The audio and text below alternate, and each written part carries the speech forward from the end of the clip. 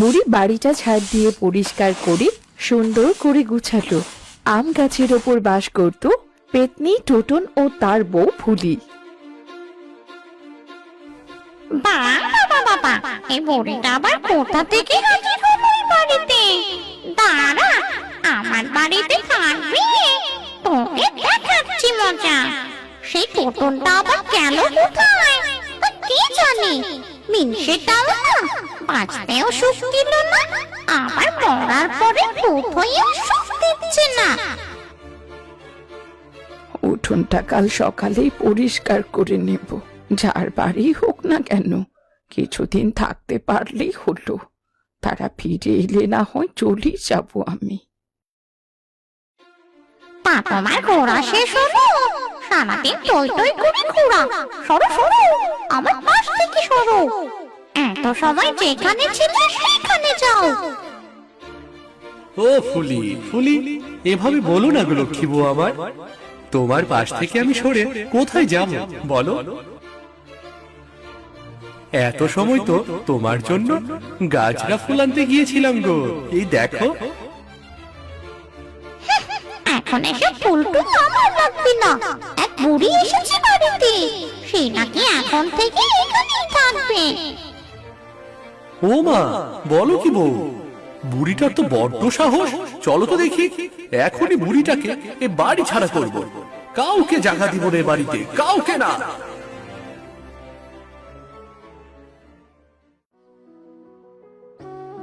হগো দেখো, আজ আমি কত নিরুপায়। তোমার ছেলেরা এই শীতের ভেতর আমাকে ঘর থেকে বের করে দিয়েছে। এখন এখন আমি বাঁচবো কি করে বলো? এই শীতে তো আমি মরেই যাব। এত কষ্ট করে নিজের সন্তানদের মতো মানুষ করলাম, আর আজ আজ ওরা আমাকে তার এই প্রতিদান দিল। ওগো, এ তো দেখছি আমাদের থেকে বড় অসহায়। এমন এক সময় আমাদেরও ছিল। এমন শীত সহ্য করতে না পেরে তো আমরা মারা গিয়েছিলাম এই ঘরে। হ্যাঁ গো হ্যাঁ, বুড়ির ছেলেরা এত শয়তান, ওদের একটা উচিত শিক্ষা দিতেই হবে। আগে বুড়িটাকে আমাদের বাঁচাতে হবে, তারপর ওদের দেখবো।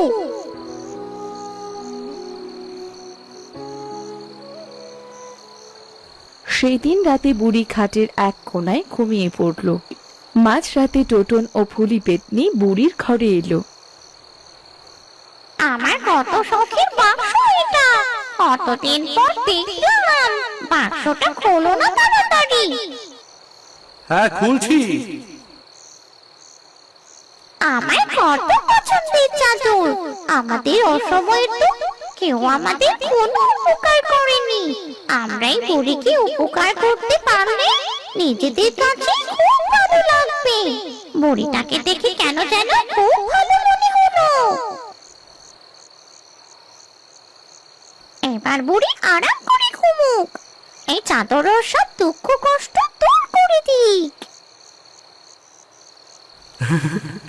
হ্যাঁ, এজন্য তো আর বুড়িকে কিছু বললাম না।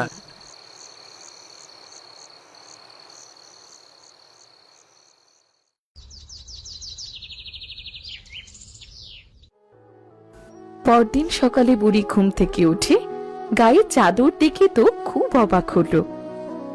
এই চাদরটা কার? কে দিল আমার গায়ে? চাদরটা কত সুন্দর দেখতে, আর ওমও অনেক, একদম লেপের মতো। কিন্তু কিন্তু কে দিল চাদরটা?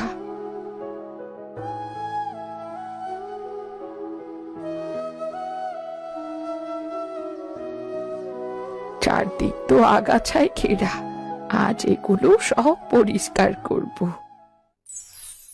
বুড়ির মুখ থেকে এ কথা বের হবার সাথে সাথে চাদর থেকে অনেকগুলো দা বেরিয়ে আগাছাগুলো নিজে থেকে পরিষ্কার হতে লাগলো।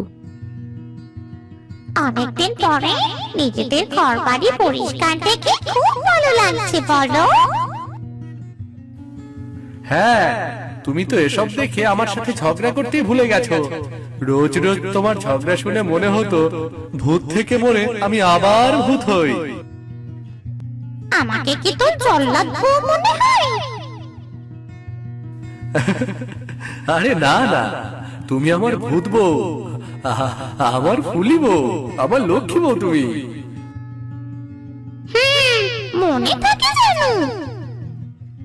মরার পরে ভূত হয়েও শান্তি নেই রে টোটন। ভূতের দেশেও দেখছি বউয়ের রাজত্ব। ওরে বাবা রে বাবা। হে কি, এ তো চাদর চাদর। কার চাদর এটা? না না, এই চাদর নিশ্চয়ই আমাকে মেরে ফেলবে। এখানে থাকা আমার জন্যে নিরাপদ নয়। আমি আমি এক্ষুনি চলে যাব এখান থেকে। বুড়িকে এমন ভয় পেতে দেখে তারা দুজন গাছ থেকে নেমে এলো বুড়ির সামনে। পেতনি, আমাদের ভয় পাস নে, আমরা ভালো পেতনি। রাতে তো শীত লাগছিল দেখি, আমরা তোকে এই চাদরটা দিয়ে সাহায্য করেছিলাম। পেতনিদের মনে যদি এত মায়া থাকে, তাহলে মানুষ হয়ে মানুষের মন এত নিষ্ঠুর কেন? পৃথিবীতে এখন ভালো মানুষ নেই, সবাই স্বার্থপর। দু একজন যাই ভালো মানুষ আছে, তবে তাদের সামর্থ্য থাকে না মানুষকে সাহায্য করার। আমরা তোর মতোই কষ্ট পাওয়া মানুষ ছিলাম রে। 2 বছর আগে গাহিম করা শীত পড়েছিল, আর সেই শীতেই আমাদের মৃত্যু হয়েছিল। মানে 2 বছর আগে আমার আর টোটনের খুব ভালো একটা সংসার ছিল। ওভাবে সংসার হলেও সুখ ছিল। একদিন রাতে জমিদারের বাড়িতে চুরি হয়। জমিদারের লোকেরা চোরকে ধাওয়া করলে চোর আমার ঘরের সামনে জিনিস রেখে পালায়। আর তখন টোটন বাইরে যায়, আর জমিদারের লোকজন ভাবে টোটন তার বাড়ি থেকে চুরি করেছে।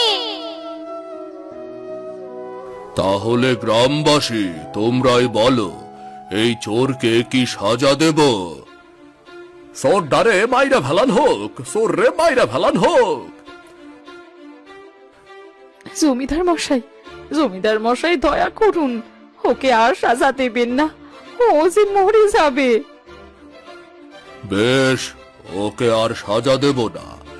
আজ থেকে তোরা ওই বাড়িতে আর থাকতে পারবি না।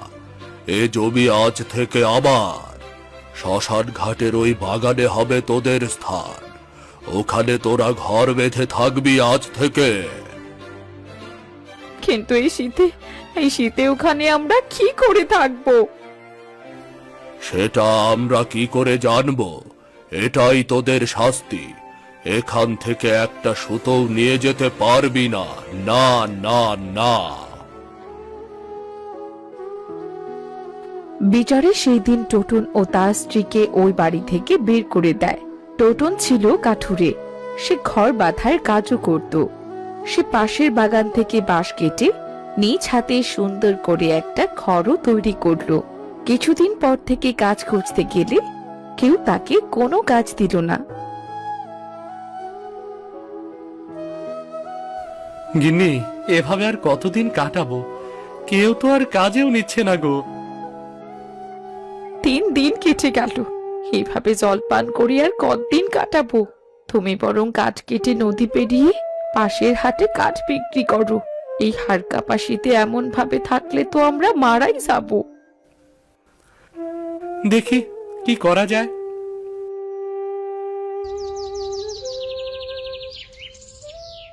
পরদিন থেকে টোটন জঙ্গলে কাঠ কেটে পাশের হাটে বিক্রি করলো। কাঠ বিক্রি করে সে বেশ ভালো দামে পেল, আর সেই টাকা দিয়ে ফুলির জন্য একটা ছোট্ট চাদর, একটা বাক্স আর কিছু খাবার কিনে ঘরে ফিরল। ফুলি চাদর আর বাক্সটা দেখে খুব খুশি হলো। কত সুন্দর চাদর, এমন একটা বাক্সের কত শখ ছিল আমার। তাই তো আজ নিয়ে এলাম। আজ রাতটা কোনো রকম পার করে কালকে টাকা দিয়ে একটা লেপ কিনে আনবো, বুঝলে? তুমি অনেক ভালো গো। তুমি চাদরটা গায়ে দিয়ে বসো, আমি রান্নাটা শেষ করে আসি। আজ রাতে দুজনেরই চাদরই হয়ে যাবে।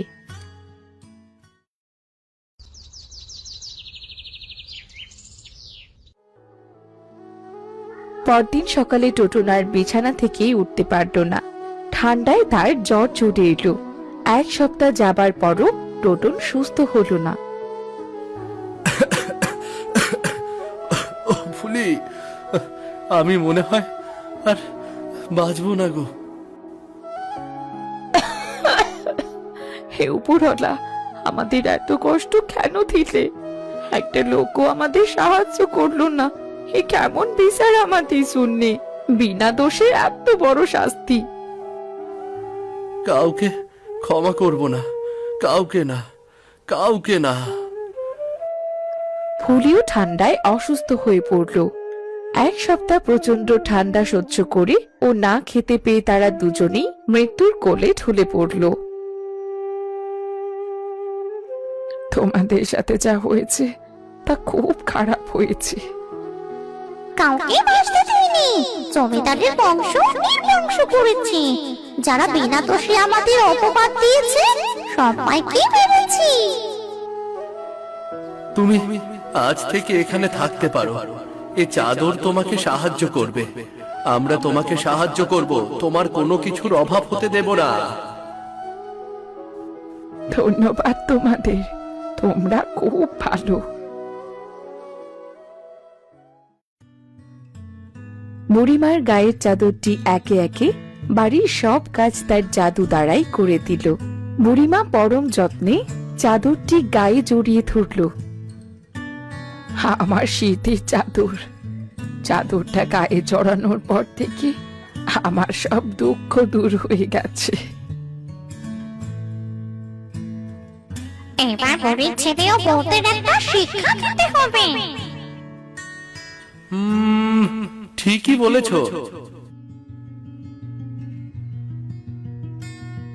চল কাকুলি, বুড়ি তো অনেকগুলো চাদর রেখে গেছে, সেগুলো দেখে আসি।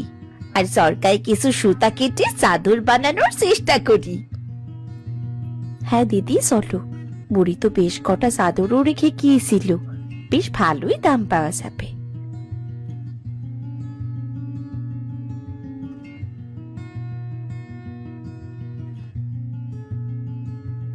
কিছুক্ষণের মধ্যে বুড়ির ঘরে শুরু হলো হট্টগোল।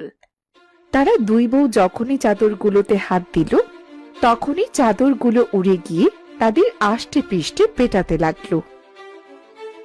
ওরে বাবা রে, গেলাম গো গেলাম, কেউ বাঁচাও। আহ, খোকনের বাপ, কোথায় তোমরা? সব ওই বুড়ির কারসাজি। ও টুনির বাপ, বাইরে বেরিয়ে এসো গো। দেখো দেখো, এই চাদরগুলো আমাদের মেরেই ফেললো। ওগো ওগো, কোথায় তোমরা? শীতের সকালে শুয়ে থেকেও শান্তি নেই। আরে হে, কি ওরে রতন, চাদরগুলো ওদের মারছে কেন রে? ওরে রে রে, মরে গেলাম রে, মনে হচ্ছে কেউ যেন পিঠে চাবুক মারছে রে।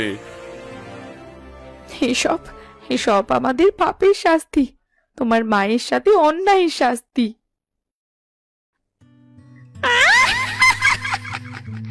এবার বোঝো মজা কেমন লাগছে?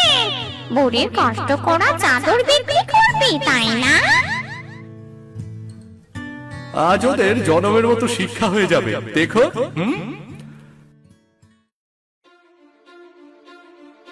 ওগো ওগো, এই চাদরের মাঠ থেকে বাঁচতে চাইলে পালাও। পালিয়ে যাবি কোথায়? যাবি কোথায়?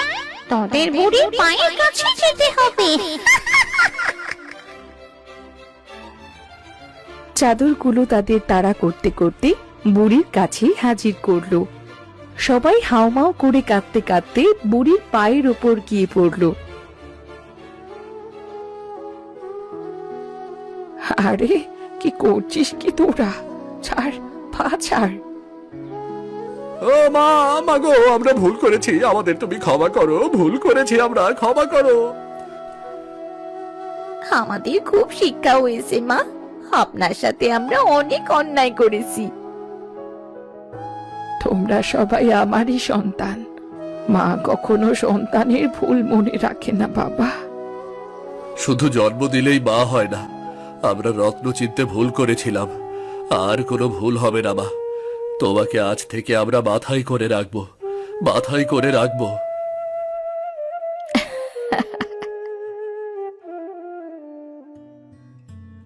হ্যাঁ রে টুটুন,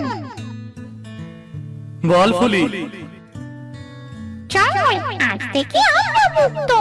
এবার এরা সবাই সারা জীবন এমন অটুট বন্ধনে মিশে থাকুক। যথাজ্ঞা আমার ফুলি।